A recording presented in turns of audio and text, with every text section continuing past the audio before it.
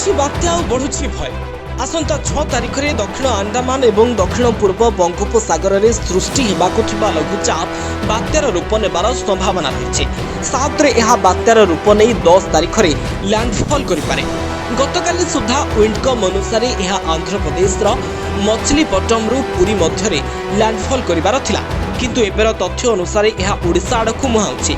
बात्या समय घंटा प्रति सर्वाधिक 100 किलोमीटर बेगरे पवन सांगकु 60 किलोमीटर अधिक वर्षा हेबार संभावना रही।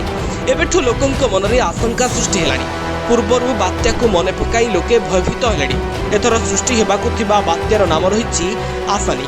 एही बात्यार नाम देइछि श्रीलंका। सूचना अनुसार बात्या सृष्टि नहीं एबे पाग अनुकूल रही। समुद्रर तापमान सह वायुमंडल में आर्द्रता रही, किंतु लघुचाप पर ही चित्र स्पष्ट हेबो बोली पाणीपाग विभाग कहिछि। ब्यूरो रिपोर्ट खबर टुडे।